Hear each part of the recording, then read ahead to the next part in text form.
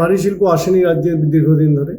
ভারী শিল্প আসলে বেকারদের সমস্যা মিটবে কিছুটা আশা করি, কিন্তু কবে আসবে তা জানি না।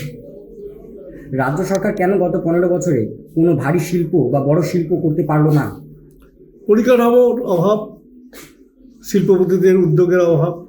রাজ্য সেই কোনো আশ্বাস দিতে পারে না যে এখানে শিল্প করলে শিল্পপতিরা যথাযথভাবে শিল্প চালাতে পারবে, সেই আশ্বাসের অভাবও রয়েছে। আইন শৃঙ্খলার হাল সারা রাজ্যে বেহাল। নারী সুরক্ষা নিয়ে বারবার প্রশ্ন হচ্ছে, কি বলবেন? আইন শৃঙ্খলা সব রাজ্যেই একই, আমাদের রাজ্যে তার ব্যতিক্রম নয়। মানুষের পকেটে টাকা নেই, জিনিসপত্রের দাম বেড়েই চলেছে, রাজ্য সরকার কেন কোনো ভূমিকা নিতে পারছেন না? মূল্যবৃদ্ধি একটা বড় সমস্যা। যেহেতু এই যে সমস্ত নিত্য প্রয়োজনীয় যে দ্রব্য এখানে উৎপাদন হয় না, অন্য রাজ্য থেকে আনতে হয়, সেজন্য আনারও একটা খরচা আছে। সেজন্য বাজারের প্রতি রাজ্যের কোনো নিয়ন্ত্রণ নেই, এটা আমি মনে করি। আচ্ছা, এই এলাকায় সিন্ডিকেট রাজ, কাটামারি বারবার অভিযোগ উঠছে সাধারণ মানুষ থেকে। ব্যবসায়ী কেন বারবার হয়রান হচ্ছেন? না, মেকলিগঞ্জ মহকুমায় কোনো সিন্ডিকেট রাজ আছে বলে জানি না, এখানে কোনো সিন্ডিকেট রাজ নেই।